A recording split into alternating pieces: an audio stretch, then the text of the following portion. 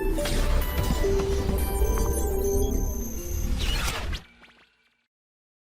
बच्चों कल हम चर्चा कर रहे थे अपकेंद्रीय बल पर।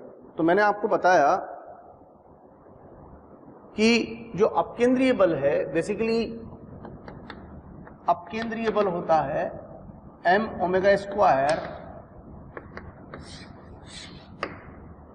m का मतलब क्या है? यहां पर जिस वस्तु पर अपकेंद्रीय बल लगा रहे हैं उसका द्रव्यमान। ओमेगा क्या है? यहां पर बात को ध्यान से समझिएगा, यहां ओमेगा वस्तु का कोणीय वेग नहीं है। ओमेगा क्या बताया था मैंने आपको? जिस तंत्र घूर्णन तंत्र, जिस घूर्णी तंत्र से वस्तु को देखा जा रहा है उसका कोणीय वेग है। तो यहां पर ओमेगा घूर्णन करते हुए तंत्र का कोणीय वेग है और आर क्या है? यहां पर घूर्णन करते हुए तंत्र की अक्ष से वस्तु की दूरी है। मैं फिर से रिपीट कर रहा हूं, m वस्तु का द्रव्यमान, ओमेगा घूर्णी निर्देश तंत्र का कोणीय वेग, r घूर्णी निर्देश तंत्र की अक्ष से वस्तु की दूरी। घूर्णी निर्देश तंत्र की अक्ष से वस्तु की दूरी वो है यहां पर r। तो और मैंने लिखा अपकेंद्रीय बल r वेक्टर की दिशा में यानी त्रिज्या की दिशा में। तो अपकेंद्रीय बल की विशेषता क्या होती है? अपकेंद्रीय बल त्रिज्यीय बाहर की तरफ होता है। अपकेंद्रीय बल त्रिज्यीय बाहर की तरफ होता है। अब इस बात को समझने के लिए मैं यहां पर एक एग्जांपल ले रहा हूं आपके सामने, बात को समझिएगा आप लोग। जैसे ये एक बॉक्स है और ओमेगा से वर्टिकल एक्सिस के अबाउट ये घूम रहा है। ओमेगा से वर्टिकल एक्सिस के अबाउट ये घूम रहा है और यहाँ एक छोटा पार्टिकल रखा है m द्रव्यमान का और ये सरफेस रफ है।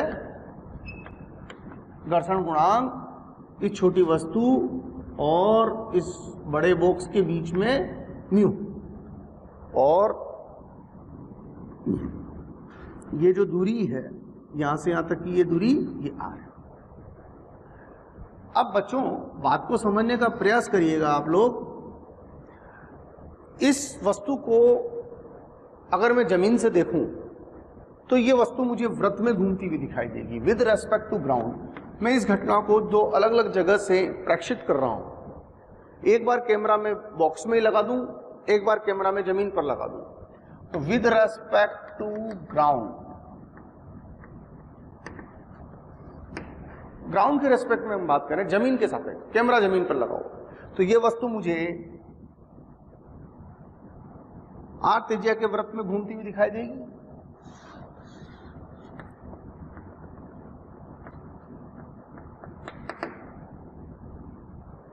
और कोई वस्तु अगर अपने को वृत्त में घूमती हुई दिखाई दे तो डेफिनेटली उसमें एक त्वरण तो जरूर होगा, अभिकेंद्रीय त्वरण। तो इस वस्तु में अभिकेंद्रीय त्वरण ऐसी हो गया। ये वस्तु मुझे ओमेगा से ही घूमती हुई दिखाई देगी, स्थिर है ये जो ऑब्जेक्ट है, वस्तु ये स्थिर है। ऑब्जेक्ट फिसल नहीं रही है, ऑब्जेक्ट फिसल नहीं रही है। तो विद रेस्पेक्ट टू ग्राउंड। अब सवाल यह है कि इस वस्तु पर अभिलंब बल तो ऊपर लग रहा है और mg नीचे लग रहा है और इसमें त्वरण है केंद्र की तरफ। तो सवाल यह है बच्चों कि किसने इसमें त्वरण पैदा किया? कौन है जो इसको त्वरित करा रहा है? क्योंकि त्वरण के लिए बल की आवश्यकता होती है। इसका मतलब कोई ना कोई फोर्स है जो इसमें त्वरण पैदा कर रहा है। और वो कौन सा फोर्स है बच्चों? इस वस्तु और इस फर्श के बीच में, इस बॉक्स के फर्श के बीच में, दैट इज फ्रिक्शन फोर्स। तो इसका मतलब इसमें फ्रिक्शन किधर की तरफ लगा? अंदर की तरफ। और कौन सा फ्रिक्शन लगेगा? Static friction. स्टैटिक क्यों बोल रहा हूं? क्योंकि वस्तु फिसल नहीं रही है। जब वस्तु फिसलती नहीं है तो स्टैटिक फ्रिक्शन लगता है, और जब वस्तु फिसलती है और घर्षण हो तो गतिक घर्षण लगता है। तो यहां पर अभिकेंद्रीय बल का काम कौन कर रहा है? Fs। तो Fs बराबर m इंटू अभिकेंद्रीय त्वरण। अभिकेंद्रीय त्वरण कितना हो गया, r इंटू ओमेगा स्क्वायर। वस्तु ओमेगा से घूम रही है तो r इंटू ओमेगा स्क्वायर। यानी वस्तु और फर्श के बीच में लगने वाला जो घूर्णन बल, जो घर्षण बल है, वो है एम आर ओमेगा स्क्वायर के बराबर। तो ये हो गया हमारा स्थैतिक घर्षण बल। क्लियर। अब दूसरी बात, अगर हम कुछ ऐसा कर दें कि जो प्रेक्षक है उसको हम बॉक्स के अंदर ही लाके बिठा दें with respect to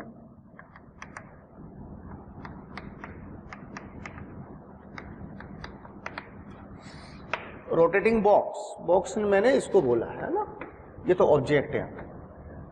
with respect to rotating box, यानी कि अब कहानी बाहर से नहीं देखी जा रही है,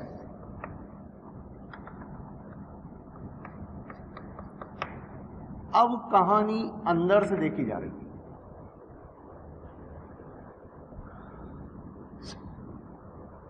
यहां से, अब इसको भूल जाओ, आप इस पे चर्चा करो, ये प्रेक्षक। अब सवाल यह है कि इस प्रेक्षक को ये वस्तु कैसी दिखाई दे रही है, तो इसकी, क्योंकि फिसल तो रही नहीं है, तो इस प्रेक्षक को ये वस्तु स्थिर दिखाई देगी। उपरोक्त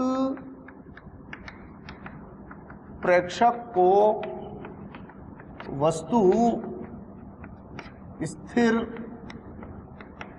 दिखाई देगी। अब सवाल यह है कि क्या इन तीन बलों के अंतर्गत वस्तु स्थिर हो सकती है?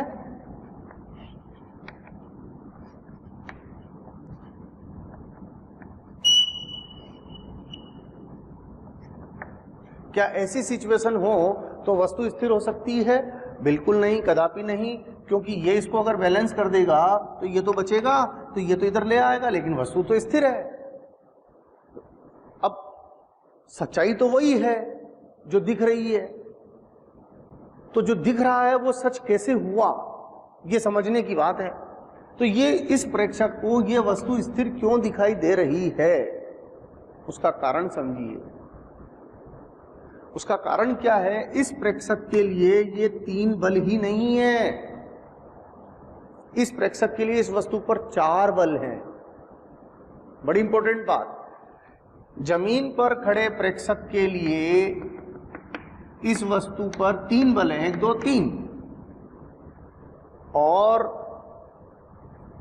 घूर्णी तंत्र में स्थित प्रेक्षक के लिए इस वस्तु पर इन तीन वास्तविक बलों के साथ साथ एक और बल, अपकेंद्रीय बल।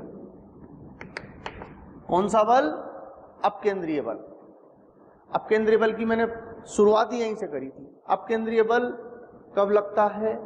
जब प्रेक्षक घूर्णन करते हुए तंत्र में हो। हमारा प्रेक्षक घूर्णन करते हुए तंत्र में है या नहीं है? ये तंत्र ओमेगा से घूम रहा है,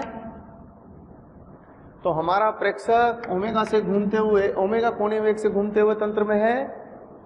तो इस प्रेक्षक के लिए रियल फोर्सेस के साथ साथ एक इमेजिनरी फोर्स और लगाना पड़ेगा, वो है काल्पनिक बल, अपकेंद्रीय बल। अब सवाल यह है कि अपकेंद्रीय बल कितना? तो अगर इसका द्रव्यमान m है तो अपकेंद्रीय बल के लिए मैंने क्या बताया था अभी थोड़ी देर पहले ही? अपकेंद्रीय बल होता है वस्तु का द्रव्यमान इंटू ओमेगा। ओमेगा किसका? वस्तु का कोणीय वेग नहीं, प्रेक्षक का। प्रेक्षक का, ये प्रेक्षक का है, ये वस्तु का है, और ये प्रेक्षक के घूर्णी तंत्र की अक्ष से दूरी है। तो प्रेक्षक का कोणीय वेग वही है जो इस बक्से का, प्रेक्षक तो इसमें खड़ा है। तो m यानी वस्तु का, ओमेगा यानी इसका ओमेगा यही है। r के लिए मैंने क्या बोला था? प्रेक्षक जिस घूर्णन तंत्र में है उसकी एक्सिस से लंबवत दूरी। प्रेक्षक इस तंत्र में है, इस तंत्र की घूर्णन अक्ष ये है, और यहां से ये दूरी r है, तो r ही हो गई। तो और ये वस्तु इन चारों बलों के प्रभाव में स्थिर दिखाई दे रही है। तो ये प्रेक्षक क्या कहेगा? इस प्रेक्षक के द्वारा क्या कहा जाएगा कि अपकेंद्रीय बल और घर्षण बल एक दूसरे से बैलेंस हो गए। यहां पर वस्तु वृत्तीय गति में नहीं है, इस घटना में वस्तु स्थिर है, इस घटना में वस्तु वृत्तीय गति में है। दोनों घटनाएं ऑब्जर्व जो की जा रही है वो अलग अलग जगह से की जा रही है। ये वाली घटना जमीन से ऑब्जर्व की जा रही है, ये वाली घटना बॉक्स के अंदर बैठ के देखी जा रही है। तो फर्क है, बाहर से देखने पर वस्तु वृत्तीय गति में दिखाई देगी, अंदर से बैठकर देखने पर वस्तु स्थिर दिखाई देगी। तो दोनों घटनाएं बिल्कुल अलग अलग हैं, देखने का तरीका अलग अलग है। आई मीन तो मैंने आपको बोला डायनेमिक्स में सिर्फ इस बात का महत्व नहीं है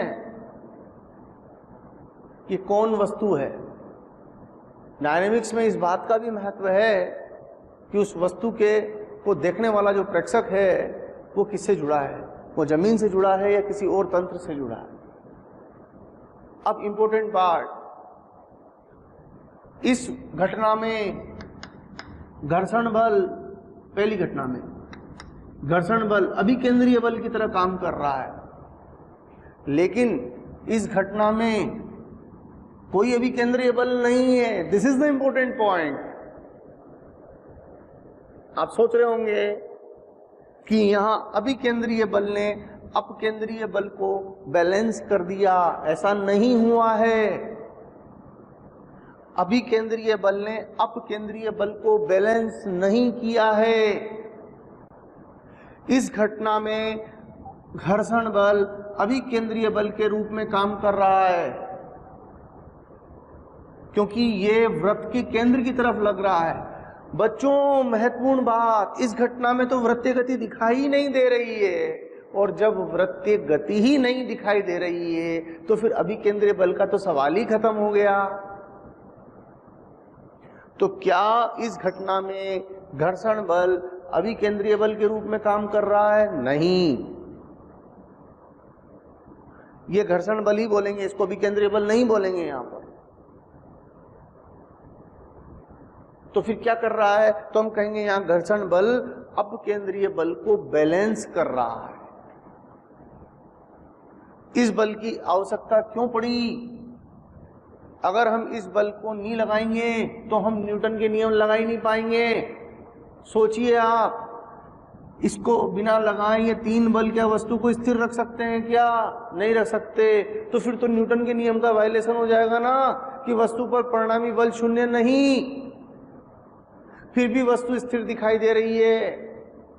तो ये अपने आप में एक सवाल हो गया कि क्या ऐसा हो सकता है कि वस्तु पर परिणामी बल शून्य नहीं हो फिर भी वस्तु स्थिर दिखाई दे? बिल्कुल हो सकता है, परंतु ऐसा तभी हो सकता है जब वस्तु को अजड़त्वीय तंत्र से देखा जा रहा हो। ये अजड़त्वीय तंत्र है, रोटेटिंग सिस्टम जो होता है वो अजड़त्वीय तंत्र होता है।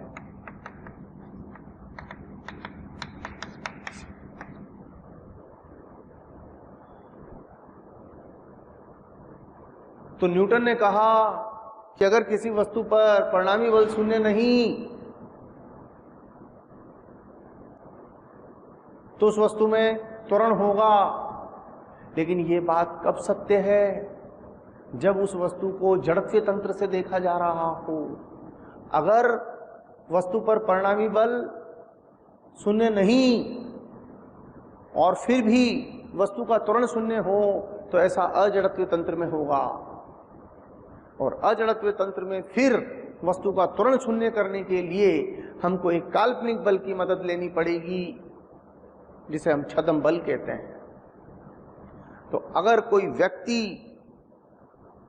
घूर्णन करते हुए तंत्र में बैठा है और किसी वस्तु को देख रहा है तो उस वस्तु पर जितने रियल फोर्सेस लग रहे हैं, जितने वास्तविक बल लग रहे हैं, वो तो लगेंगे ही लगेंगे, उनमें कोई दिक्कत नहीं। पर उन सारे रियल फोर्सेस के साथ साथ एक इमेजिनरी फोर्स और वस्तु पर लगाना पड़ेगा, जिसे हमने अपकेंद्रीय बल बोला है। तो और अपकेंद्रीय बल कितना होता है? वस्तु का द्रव्यमान इंटू। हमें इतना प्यार देने के लिए थैंक यू वेरी मच। हज़ारों बच्चे हमारे टीचर्स के वीडियोस का लाभ उठा रहे हैं और अपनी पढ़ाई में लगे हुए हैं। अपने डिस्क्रिप्शन बॉक्स में जो लिंक दिया हुआ है उसको क्लिक करके अपना एनरोलमेंट सुनिश्चित करें। जो बच्चे हमारे डाउट क्लियरिंग सेशंस में एनरोल होना चाहते हैं, हमारे स्टडी मटेरियल को पढ़ना चाहते हैं, वो अपने आप को रजिस्टर करवाएं। घूर्णी तंत्र जिसमें प्रेक्षक बैठा है उसका कोणीय वेग का वर्ग इंटू घूर्णी तंत्र की अक्ष से वस्तु की लंबवत दूरी। और दिशा किधर की तरफ होगी? दिशा होगी त्रिज्यीय बाहर की ओर। दिशा किधर की तरफ होगी? त्रिज्यीय बाहर की ओर। क्लियर है बच्चों? बच्चों मैं एक एग्जांपल और आपके सामने ले रहा हूं, बड़ा इंटरेस्टिंग एग्जांपल है, डेली लाइफ से जुड़ा हुआ एग्जांपल है।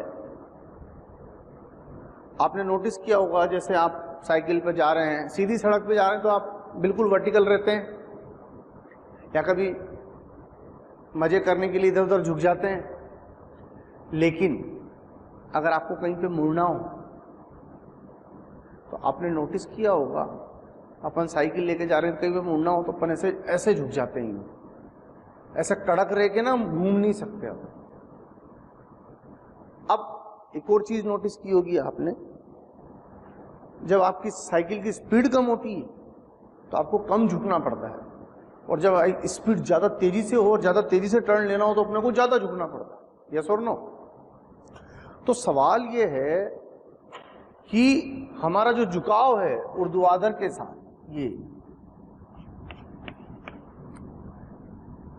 ये झुकाव का स्पीड के साथ क्या रिलेशन है?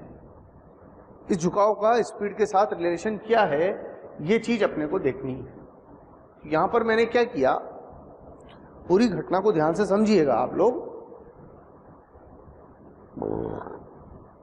यहां पर मैंने क्या किया बच्चों, जो साइक्लिस्ट है वो ऐसे घूम रहा है आर रेडियस के सर्कल में, और v स्पीड ऑफ साइकिल है, omega angular speed of cycle है, ओमेगा इसके घूमने की दर है और v इसके चलने की दर है, और दोनों के बीच में अपने को रिलेशन पता है v equal to are omega. अब जरा डायनेमिक्स देखें अपन, ये सेंटर ऑफ मास है। अब जरा डायनेमिक्स देखते हैं अपन, तो डायनेमिक्स में कौन कौन से फोर्सेस लग रहे हैं। तो यहां पर जो अभिलंब बल है, ये रोड तो यूं है ना, ये सड़क वृत्ताकार, यहां अभिलंब बल तो ऐसे लगेगा, तो ये तो लगाया मैंने अभिलंब बल। अब जब साइकिल यूं घूम रही है, जब साइकिल को हम यूं घुमाएंगे तो उसमें फिसलने की जो टेंडेंसी है वो बाहर की तरफ है। तो फ्रिक्शन की नेचर क्या होती है? फिसलने की टेंडेंसी के अगेंस्ट में, तो फ्रिक्शन अंदर की तरफ काम करने लगे ऐसे। एक बात। दूसरी बात, नॉर्मल फोर्स हो गया, ये तीसरा फोर्स ऑफ ग्रेविटी हो गया, और ये है यहां पर अपकेंद्रीय बल।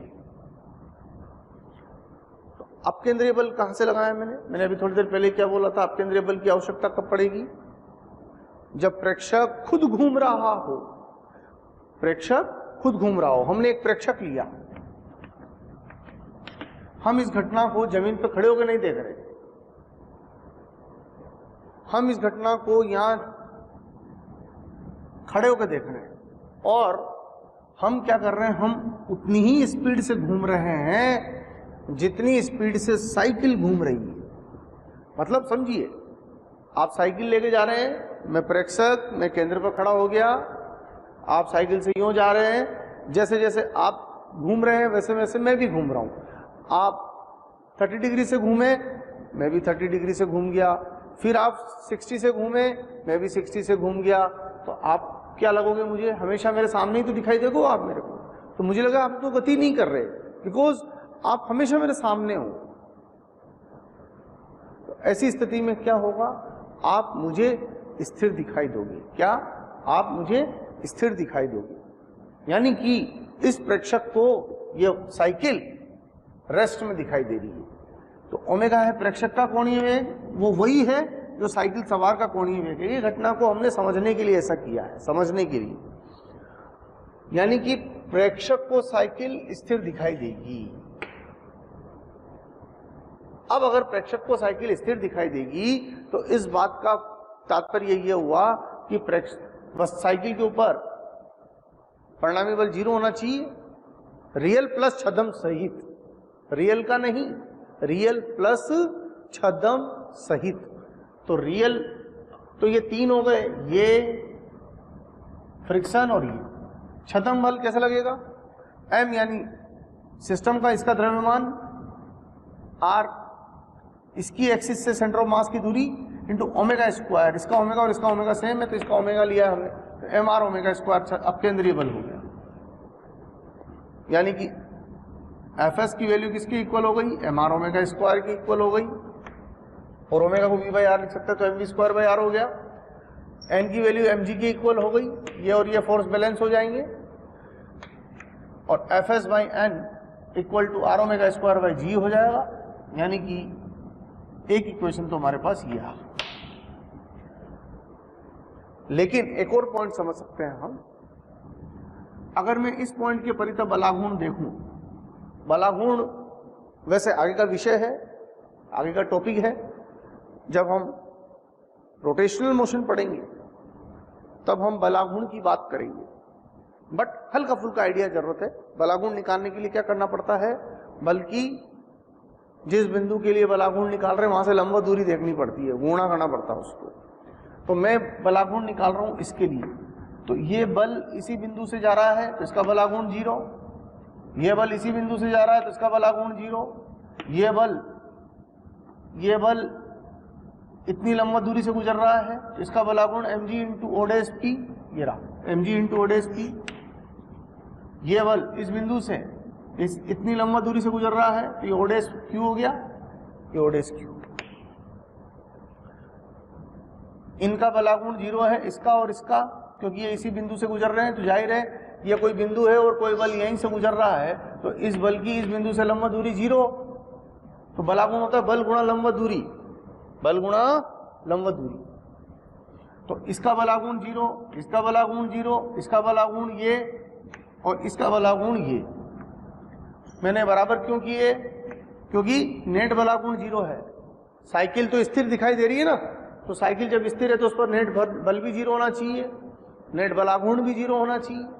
जब कोई चीज स्थिर है तो उस पर परिणामी बल भी 0 होगा, परिणामी बलागुण भी 0 होगा।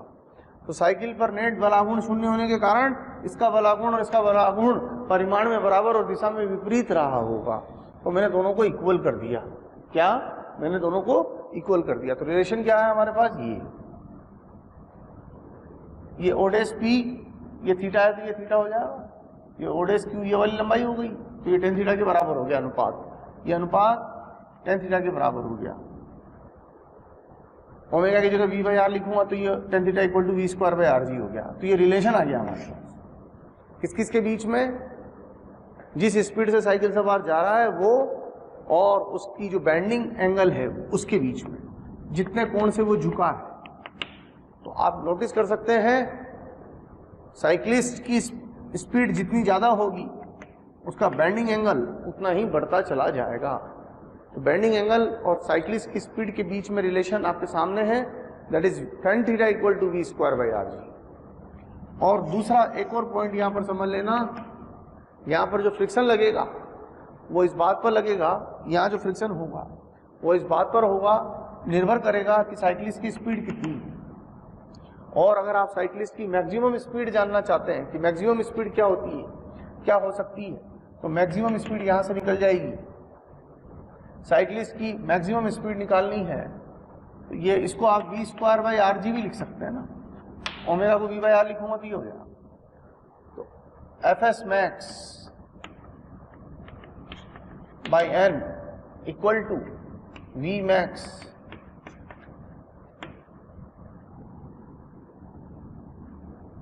और एफ एस मैक्स होगा म्यू एन, एन तो कैंसिल हो जाएगा, तो V max equal to under root mu S earth. कहने का मतलब क्या है कि साइक्लिस्ट मैक्सिमम इस स्पीड से टर्न कर सकता है, इससे ज़्यादा स्पीड से साइक्लिस्ट टर्न नहीं कर पाएगा, क्योंकि अगर इससे ज़्यादा स्पीड से वो टर्न करने की कोशिश करेगा तो फिर उस केस में फ्रिक्शन उसको सपोर्ट नहीं करेगा और उस केस में उसका स्किड होना तय है। यानी साइक्लिस्ट की मैक्सिमम पॉसिबल स्पीड है ये, maximum possible speed of cyclist, इससे ज्यादा स्पीड नहीं हो सकती साइक्लिस्ट के पास। देखो बच्चों, यहां पर इस आर्टिकल में हम वस्तु के आभासी भार पर पृथ्वी के घूर्णन का प्रभाव देख रहे हैं। आपको पता है पृथ्वी को हम स्थिर मानते हैं, पृथ्वी पर होने वाली छोटी घटनाओं के लिए हम पृथ्वी को स्थिर मानते हैं, लेकिन वास्तविकता क्या है? पृथ्वी स्थिर नहीं है।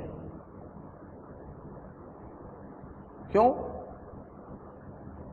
क्योंकि आपको पता है पृथ्वी अपनी एक्सिस के चारों तरफ ओमेगा से घूम रही है। पृथ्वी में दो तरह के घूर्णन हैं, एक अपनी एक्सिस के परितः, दूसरा सूर्य के परितः। तो हम जो प्रभाव देख रहे हैं ये खुद के एक्सिस के परितः घूर्णन का प्रभाव देख रहे हैं। अपने को पता है पृथ्वी द्वारा वस्तुओं पर जो गुरुत्वाकर्षण बल लगता है वो mg के बराबर होता है, लेकिन ये आइडियल स्टेट में तब जब पृथ्वी का घूर्णन नहीं हो तब।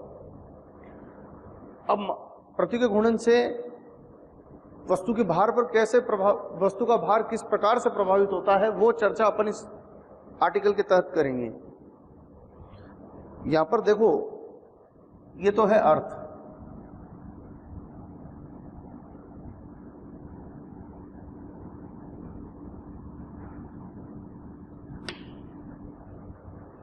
ये है वस्तु जिसका द्रव्यमान m है, ये वस्तु पर लगने वाला अविलंब बल,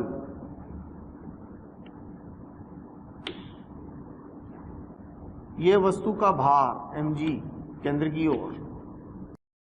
अब आप नोटिस कर रहे होंगे ये क्या किया मैंने, mr ओमेगा स्क्वायर, ये यहां पर अपकेंद्रीय बल है। क्या है बच्चों? अपकेंद्रीय बल। एक्चुअली मैंने यहां लिखा है विद रेस्पेक्ट टू अर्थ, पृथ्वी के सापेक्ष ये फिगर बनाया हुआ है मैंने। यानी जो प्रेक्षक है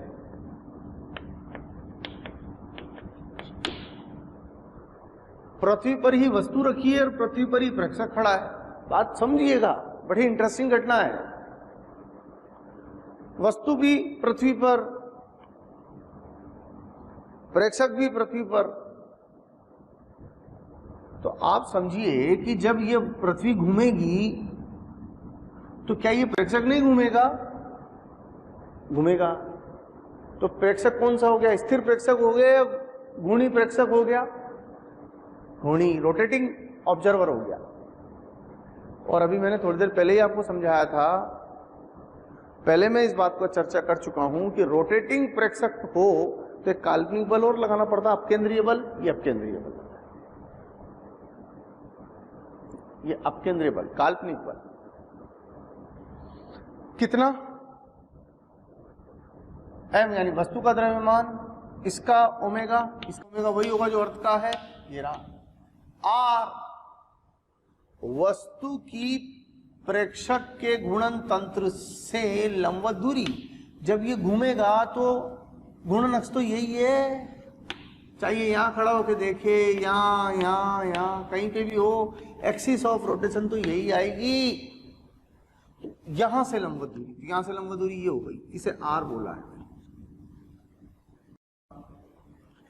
अब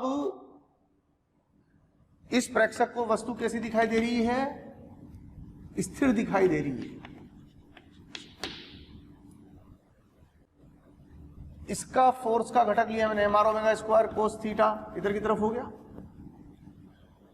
तो ये और ये फोर्स मिलकर mg को बैलेंस कर रहे हैं, ये दोनों का सम इसकी बैलेंस कर रहा है। बच्चों, हमारे पास रोज़ डिमांड्स आ रही है कि इस टॉपिक पर वीडियो बनाया जाए, इस टॉपिक को समझाया जाए।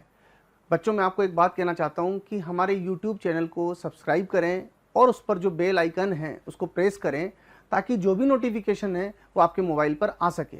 उसका कारण क्या है, जिन वीडियोस की आप डिमांड कर रहे हैं, जिन टॉपिक्स के एक्सप्लेनेशन के लिए आप बोल रहे हैं, वो ऑलरेडी हमारे चैनल पर डले हुए हैं और हमारे यहाँ पर अवेलेबल हैं। आप तक नहीं पहुँच पाए क्योंकि आपने हमारे बेल आइकन को प्रेस नहीं किया हुआ है। इसलिए मेरा निवेदन है, मेरा रिक्वेस्ट है आपसे कि हमारे यूट्यूब चैनल पर सब्सक्राइब करें और उस बेल आइकन को प्रेस करें। और n का मान आ गया हमारे पास, यहां से मैंने इसको पूरी, ये अर्थ की त्रिज्या हो गई है, इसको कैपिटल R बोला है, तो ये कैपिटल R है, ये थीटा है, ये R है, तो R बराबर R कोस थीटा हो गया यहाँ से अपने पास। वो चीज मैंने यहाँ पर पुट कर दी, तो n की वैल्यू निकल गया अभी। और n लॉज ऑफ मोशन में, लॉज ऑफ मोशन में पढ़ा हमने कि जो n है उसको कहते हैं आभासी भार। एक होता है वास्तविक भार, एक होता है आभासी भार। आभासी भार का मतलब होता है m इंटू जी आभासी, वास्तविक भार का मतलब होता है m इंटू जी वास्तविक। तो m इंटू जी आभासी n की जगह लिख दिया गया है, मास कैंसिल, जी की वैल्यू आ गई। यानी जी आभासी कितना होगा वो दो बातों पर डिपेंड कर रहा है। एक वस्तु कौन सी एंगुलर पोजीशन पे रखी है, ये तो इक्वेटोरियल हो गई ना, इक्वेटोरियल लाइन ये, और ये वस्तु जहां रखी है तो ये लैटिट्यूड हो गया ये। तो एक तो वस्तु कहां रखी है और एक अर्थ किस ओमेगा से घूम रही है। अर्थ जो ओमेगा घूम रही है वो तो फिक्स है, तो वो चीज तो फिक्स हो गई। तो जैसे जैसे एंगुलर पोजीशन चेंज करूंगा ऑब्जेक्ट की, यहां, तो वस्तु का आभासी भार अलग अलग मिलेगा मुझे। थीटा बराबर 0 पर जी आभासी का मान G minus omega square R, theta बराबर π/2 पर जी आभासी का मान मैक्सिमम वो है जी। क्या अर्थ है बात का कि यहां जी आभासी जी माइनस ओमेगा स्क्वायर आर है, यहां जी आभासी जी है, यानी कि इधर से इधर जाने से जी आभासी बढ़ता है, हाँ? यानी कि विषुवत रेखा से पोल्स ध्रुव की तरफ बढ़े तो जी का आभासी मान बढ़ता है। मतलब अगर कोई व्यक्ति 70 किलोग्राम का है, अगर कोई व्यक्ति 70 किलोग्राम द्रव्यमान का है और वो अपना भार नापे, तो अलग अलग बिंदुओं पर अपना भार अलग अलग मिलेगा उसको। व्यक्ति का भार सबसे ज्यादा कहां पर आएगा? पोल्स पर। और सबसे कम कहां पर आएगा? इक्वेटर पर, यहां पर। अब एक सवाल यहां पर पूछा जाता है, पृथ्वी कितने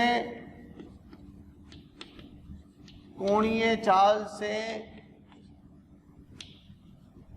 घूमे ताकि इक्वेटर पर भारहीनता पैदा हो जाए? ये एक बहुत कॉमन सवाल है कि पृथ्वी कितने कोणीय चाल से घूमे कि इक्वेटर पर भारहीनता पैदा हो जाए। तो यहां भारहीनता जीरो करना चाहते, भारहीनता मतलब जी आभासी जीरो। कहां पर? इक्वेटर पर, यानी ये मान 0 करना है, तो g minus omega square R. जी ये ओमेगा कौन सा है? ये ओमेगा पृथ्वी का वास्तविक ओमेगा नहीं है, ये काल्पनिक ओमेगा है जिससे हम वस्तु को अर्थ को घुमाना चाहते हैं। ये जी काल्पनिक 0 करना चाहते हैं। ओमेगा काल्पनिक बराबर अंडर रूट g/r। तो ऐसा होने के लिए अतः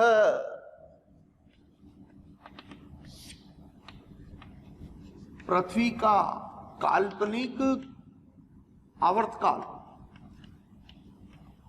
अगर हम देखें तो t बराबर 2 पाई, पृथ्वी का वास्तविक आवर्तकाल तो 24 घंटे है ना, 24 घंटों में एक चक्कर पूरा कर लेती है अपनी अक्ष के परितः। 2 पाई बाई ओमेगा काल्पनिक, 2 पाई बाई,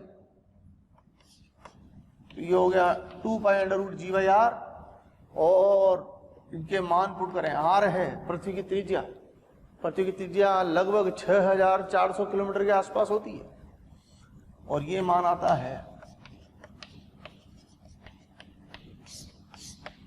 84.6 मिनट।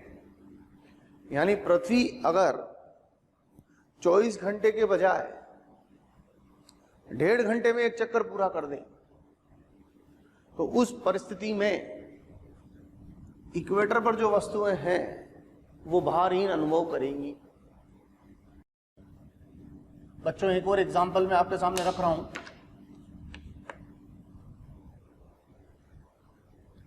यहां पर हम जो बात कर रहे हैं वो कर रहे हैं tension in rotating metal ring, tension in rotating metal ring.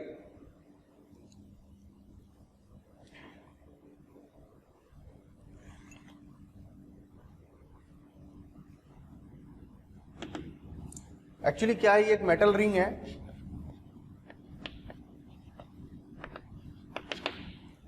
और अपने एक्सिस के अबाउट ओमेगा से घूम रही है ऐसे। तो जब ये घूमेगी तो इस पूरी रिंग में ना एक खिंचाव उत्पन्न हो जाएगा, और उस खिंचाव को टेक्निकली अपन ने तनाव बोला है।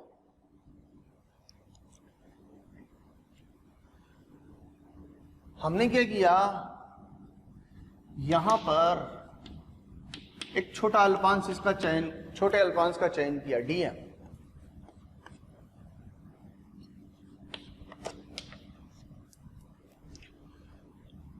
इस अल्पांश की विशेषता क्या है कि इस अल्पांश को, ये जो अनुप्रस्थ काट है इस अल्पांश का, एक्चुअली कहीं से भी कट लगाओ आप ऐसे,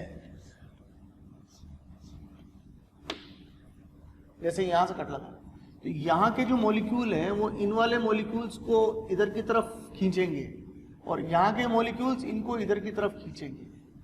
तो अपन जो चर्चा कर रहे हैं वो इस अल्पांश पर कर रहे हैं। तो इस अनुप्रस्थ काट पर इसके पड़ोसी अणुओं द्वारा T परिमाण का बल लगेगा, और इस अनुप्रस्थ काट पर इसके पड़ोसी अणुओं द्वारा उतने ही परिमाण का बल लगेगा T। सिमेट्री। अब यहां पर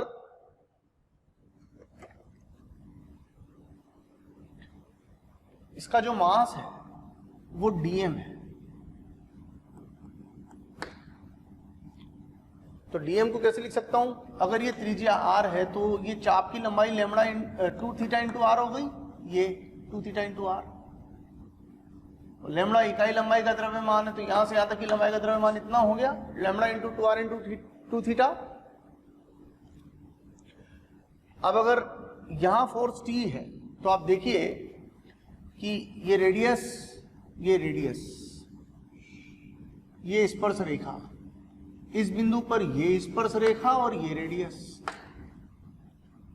ये दोनों लंबवत, ये दोनों लंबवत, ये दोनों लंबवत, ये और ये लंबवत, ये और ये लंबवत। तो यहां ये जितने कोण से घूमेगी ये स्पर्श रेखा भी उतने कोण से घूम जाएगी। तो ये एंगल थीटा, ये थीटा, ये सब, ये भी थीटा हो जाएगा यहाँ। तो यहां पर जो बात समझने की है वो ये है कि यहां ये रेडियस थीटा कोण से घूमी, तो टेंजेंट भी तो थीटा कोण से घूमेगी ना, टेंजेंट है ये फिगर थोड़ा सा और अच्छे से बना लें इसको।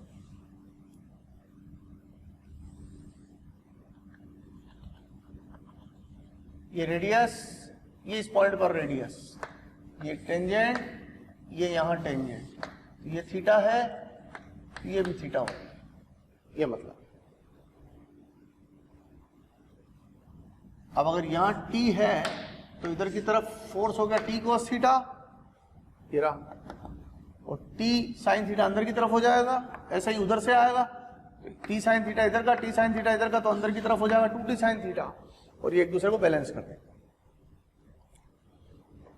अब सवाल ये है कि ये जब ये रिंग जब घूम रही है तो इसका हर एक अल्पांश ऐसे घूम रही है, ये एक्सिस ऐसे घूम रही है, तो इसका हर एक अल्पांश एक वृत्त में घूम रहा है, और वृत्त में जब कोई चीज घूमती है तो उसको अभिकेंद्रीय बल की आवश्यकता होती है। तो ये 2t sin थीटा यहां पर किसका काम कर रहा है, अभिकेंद्रीय बल का। तो 2t sin थीटा बराबर अभिकेंद्रीय बल, अभिकेंद्रीय बल कितना, इस अल्पांश का द्रव्यमान into r into omega square जिससे वो घूम रहा है। थीटा स्मॉल है तो साइन थीटा को थीटा लिख सकते हैं, तो 2 into T into theta, dm का मान यहां से रख दिया, t का मान ही आ गया, लैम्डा है इकाई लंबाई का द्रव्यमान, m अगर पूरी रिंग का द्रव्यमान है तो लैम्डा हो जाएगा m/2πr। तो लैम्डा की जगह पर हमने लिखा m/2πr, सिंप्लीफाई किया तो t का मान ओमेगा के रूप में तो ये आ गया, और अगर इसकी linear speed tangential speed v दे रखी है तो v²/r लिख देंगे, तो ये इसमें कन्वर्ट हो जाएगा। तो इस तरीके से अपन रिंग में कितना टेंशन है ये कैलकुलेट कर सकते हैं। तो देखिए बच्चों, यहां पर अपन एक और केस डिस्कस कर रहे हैं जिसमें अपन ने एक धागा लिया और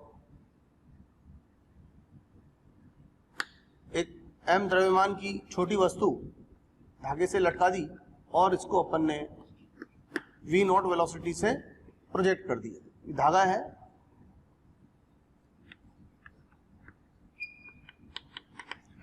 और ये आलम्बन बिंदु है।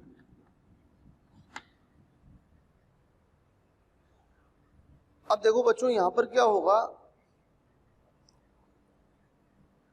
बहुत सारी घटनाएं घट सकती हैं।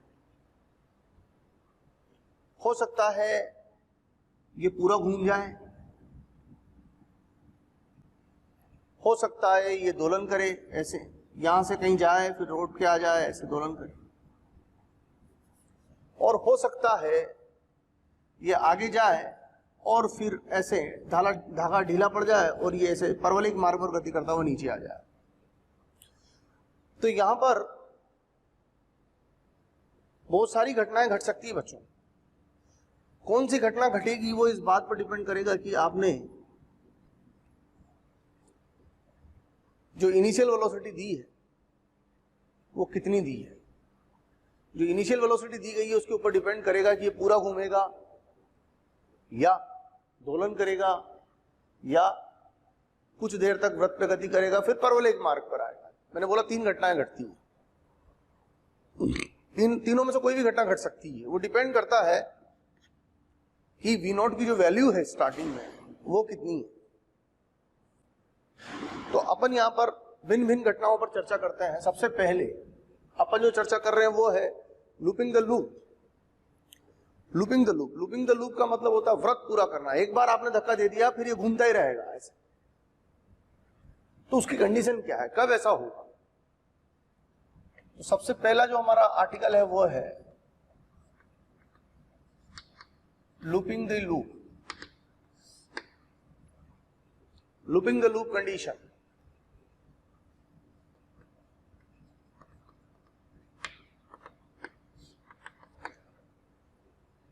लूपिंग द लूप मतलब पूरा घुमाना चाहते हैं, लेकिन फर्क है, धागे को हाथ में पकड़ के ऐसे घुमाना वो एक अलग कहानी है, और पेंडुलम को इस बिंदु पर आलंबित करके धक्का देके छोड़ देना वो एक अलग कहानी है।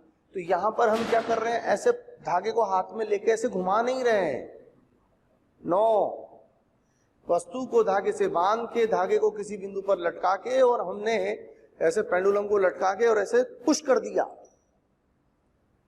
दिया, घुमा नहीं रहे हैं। बच्चों, अगर आपको हमारे वीडियोस पसंद आते हैं, आपको हमारा पढ़ाया हुआ समझ आता है, तो आप हमारे वीडियोस को लाइक करें, शेयर करें। इससे आपको भी बेनिफिट होगा और साथ में ज़रूरतमंद स्टूडेंट्स तक हमारी बात पहुंच पाएगी। बच्चों, आपका जो प्यार इसमें हमें मिलता है, उससे हमें मोटिवेशन मिलता है, वो हमारे लिए बूस्टर डोज का काम करती है। और हम चाहते हैं कि इसी तरह आपका प्यार मोहब्बत हमें मिलती रहे, ताकि हम इसी एनर्जी के साथ बराबर लगे रहें।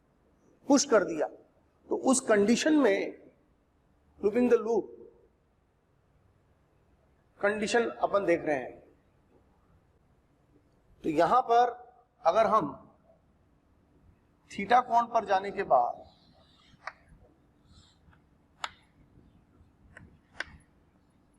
इसके पास वेलोसिटी मान लेते हैं v, यहां पर हमने वेलोसिटी दी थी v नॉट, l धागे की लंबाई, तो अपने को पता है, यहां पर हम कैलकुलेट कर चुके हैं। v स्क्वायर बराबर आया था हमारा v square minus 2lg into 1 minus cos theta. इस संबंध पे मैं पहले चर्चा कर चुका हूं सिंपल पेंडुलम वाले आर्टिकल में। सिंपल पेंडुलम वाले आर्टिकल में मैंने गणना करी थी, तो मैं आपको चर्चा कर रहा था कि थीटा कोण पर जाने पर कितनी वेलोसिटी इसके पास होगी, इसकी कैलकुलेशन अपन ऑलरेडी कर चुके हैं। और थीटा एंगल पर जाने पर टेंशन कितना होगा, इसकी भी कैलकुलेशन अपन कर चुके हैं।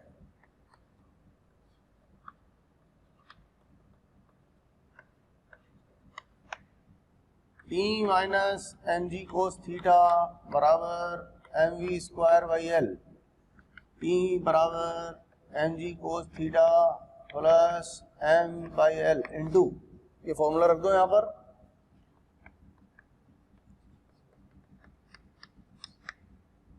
तो T बराबर M V not square by L, यहां से एल से एल कटेगा तो माइनस 2mg आएगा, ये हो जाएगा plus minus minus plus 3mg cos theta minus 2mg। ये टेंशन का फार्मूला है।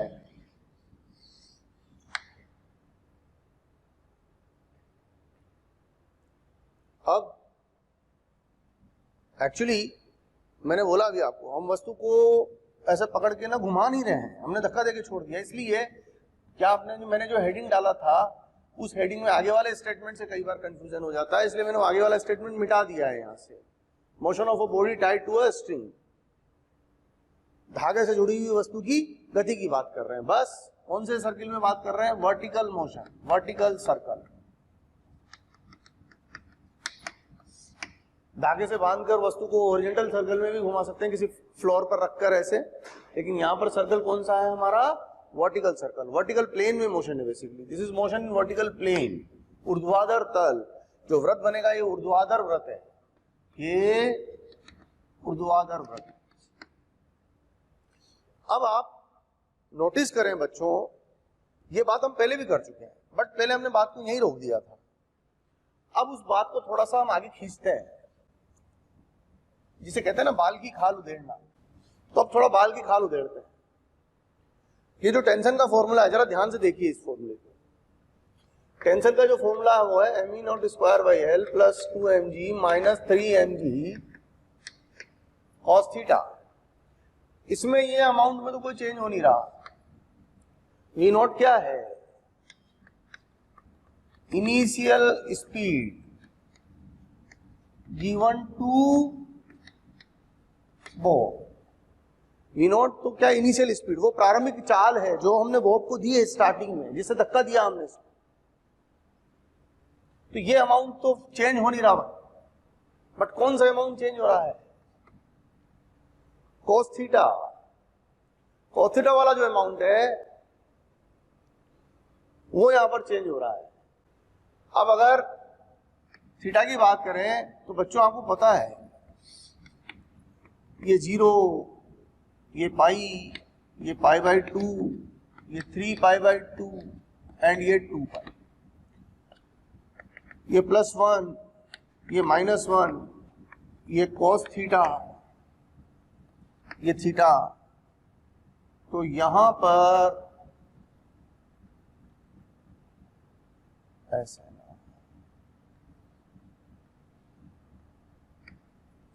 cos थीटा का थीटा के साथ ऐसा ग्राफ होता है।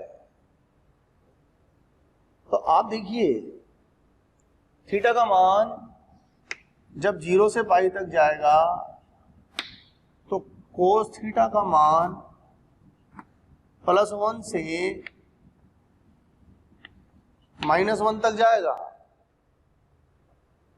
जब थीटा 0 से पाई की तरफ जा रहा है तो cos थीटा +1 से -1 की तरफ आ रहा है और दोनों का एक साथ वेरिएशन इस ग्राफ में नजर आ रहा है।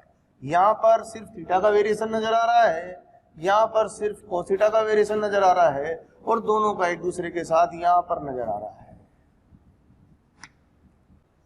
फिर उसके बाद अगर थीटा पाई से 2 पाई तक जाएगा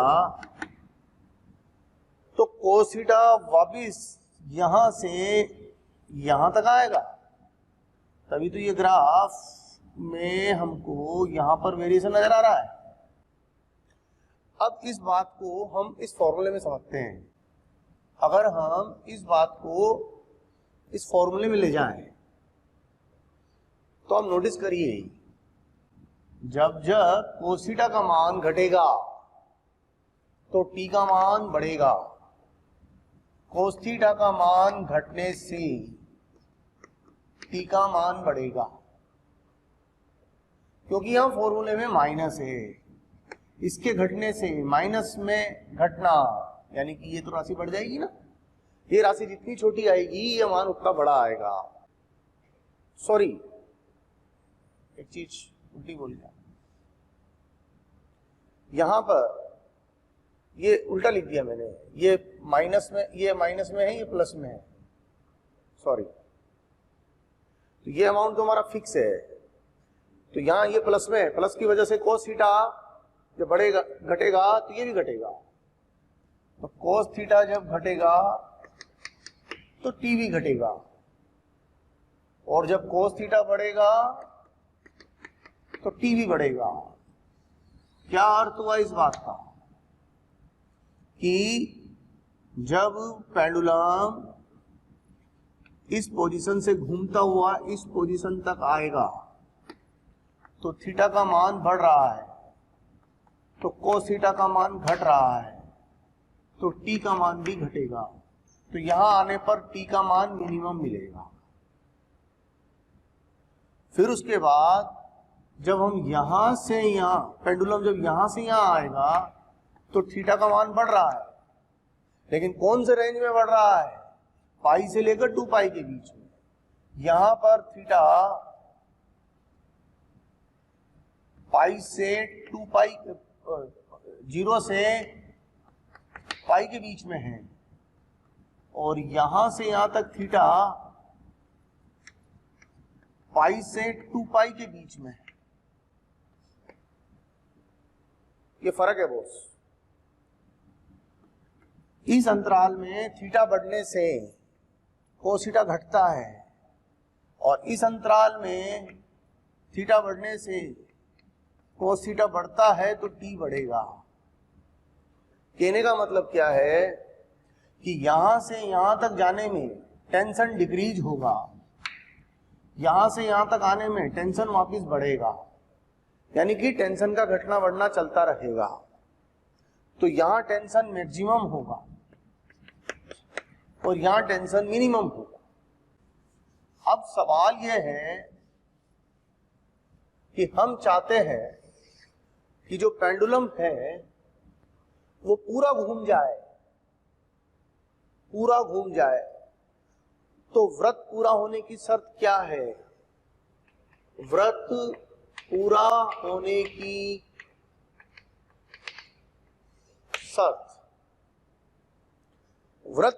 शर्त क्या है? बच्चों, पेंडुलम व्रत में बना रहे इसके लिए जरूरी है कि पेंडुलम की जो डोरी है वो ढीली नहीं पड़नी चाहिए। ढीली नहीं पड़ने को अगर हम फिजिक्स की भाषा में बोलें तो उसमें तनाव समाप्त नहीं होना चाहिए, तनाव बने रहना चाहिए उसके अंदर। तो व्रत पूरा होने की शर्त है कि डोरी में तनाव बना रहे।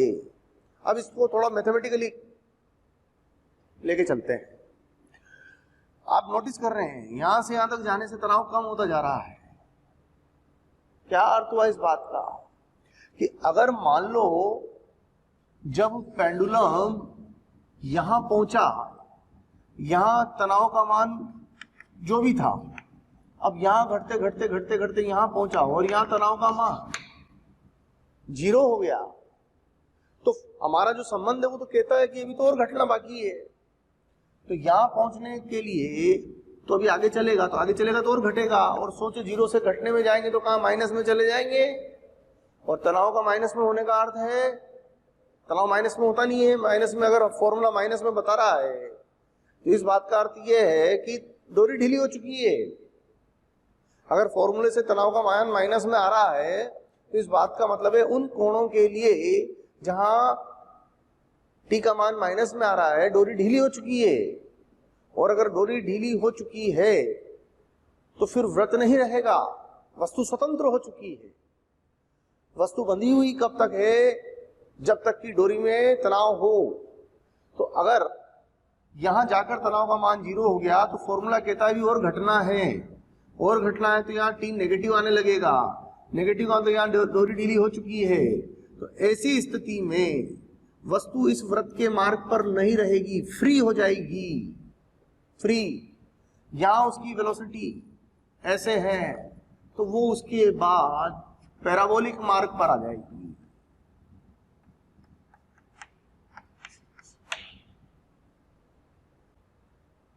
तो अगर हम चाहते हैं कि व्रत पूरा हो जाए तो ये घटना जो यहां हुई, क्योंकि यहां से आगे घटना है फिर तो बढ़ना है, तो ये घटना जो यहां हुई यहां के बजाय अगर यहां हो जाए तो व्रत पूरा होने के लिए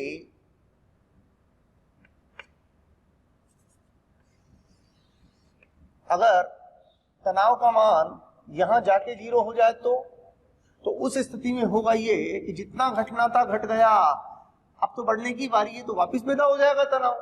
तो उस स्थिति में अगर तनाव 0 भी हो जाता है तो हमें परेशानी नहीं है। अगर तनाव 0 भी हो जाता है तो हमें दिक्कत नहीं है। बस फर्क इतना है कि पहले तनाव 0 नहीं होना चाहिए। अगर तनाव 0 भी होता है तो टॉप पर जाकर 0 हो, क्योंकि इसके पहले तो प्लस में ही रहा होगा और इसके बाद में भी प्लस में ही रहा होगा, क्योंकि तो न्यूनतम मान है। इसके पहले भी इससे ज्यादा रहा होगा, इसके बाद भी इससे ज्यादा रहेगा, तो 0 से ज्यादा तो प्लस का ही हुआ ना। तो इधर भी ज्यादा है और इधर भी ज्यादा है, जितना घटना था घट गया। इसका मतलब ना इधर ढीला पड़ा ना इधर ढीला पड़ा। और इंटरेस्टिंग बात, जब यहां टी का मान 0 करके यहां जाके टी का मान 0 होने के लिए जब हम कंडीशन डालते हैं, यहां जो वेलोसिटी आती है उसके कारण यहां आने पर कुछ ना कुछ बची रह जाती है, तो यहां v 0 नहीं होगा। यही इंपॉर्टेंट पार्ट है। तो तनाव व्रत पूरा होने के लिए तो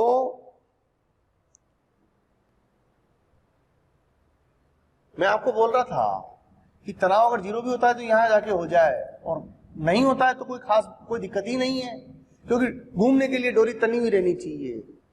0 नहीं है कहीं पर भी कोई परेशानी नहीं, और 0 भी है तो भी परेशानी नहीं अगर यहां जाके है। बट अगर इससे पहले कहीं 0 है तो दिक्कत है, फिर व्रत पूरा नहीं होएगा। अगर यहां पहुंचने से पहले कहीं तनाव 0 हो गया तो व्रत पूरा नहीं होएगा। उस स्थिति में फिर वस्तु परवलयिक मार्ग पर आ जाएगी। अगर तनाव का मान यहां से निकलने के बाद और यहां पहुंचने से पहले बीच में कहीं 0 हो जाता है तो फिर उस स्थिति में वस्तु परवलयिक मार्ग पर आ जाएगी। ठीक, तो जनरल कंडीशन क्या है कि व्रत पूरा होने के लिए टी का मान थीटा बराबर पाई पर ग्रेटर देन और इक्वल टू 0 होना चाहिए। अगर ऐसी कंडीशन पूरी हो गई तो समझो व्रत पूरा होएगा। तो इसको लिख दो, mv0 square by L minus 2mg plus 3mg cos pi greater than और इक्वल टू 0। टी वाली जो समीकरण थी उसमें थीटा का मान पाई लिख दिया मैंने, कोई बहुत बड़ा काम नहीं किया है यहां पर। तो यहां पर देखिए ये हो गया v not square greater than और इक्वल टू 5LG, तो वी नॉट ग्रेटर देन और equal to under root 5LG।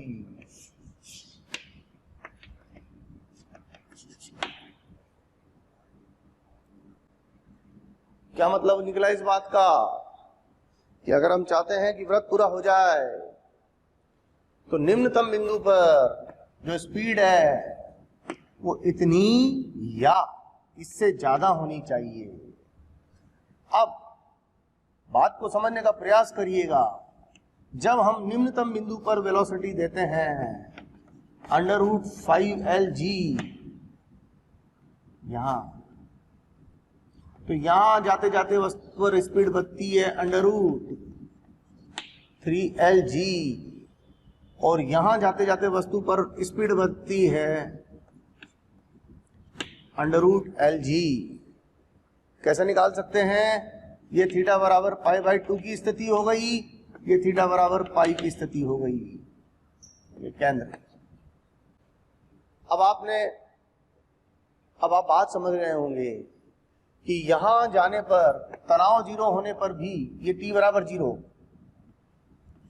ये यहां अगर इस वेलोसिटी के लिए t की मान कैलकुलेट करोगे तो वो 6 mg आएगा। यहां अगर t का मान कैलकुलेट करोगे तो यहां पर तो t का मान 3 mg आएगा, और यहां पर t का मान कैलकुलेट करोगे यहां पर तो t का मान 0 आएगा।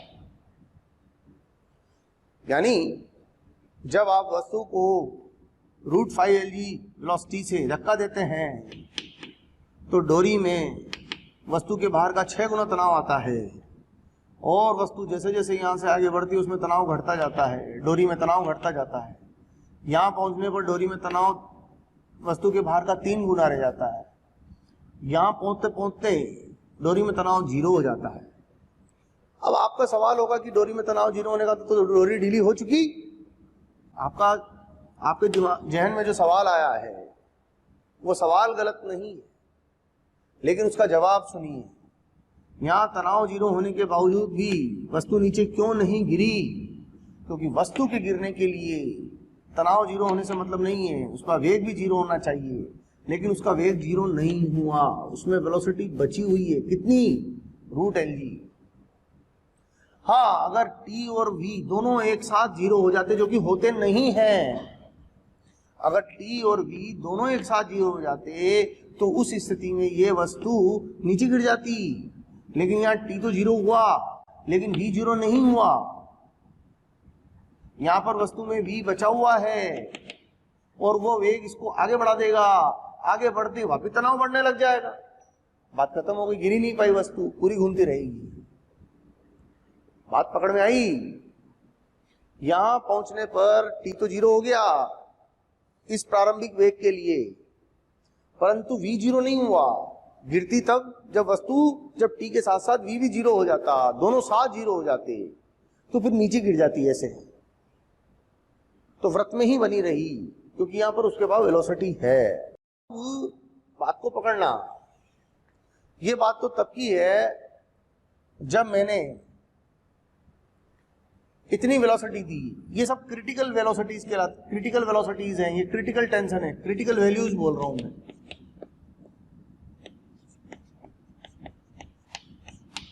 क्रिटिकल का मतलब क्रांतिक मान।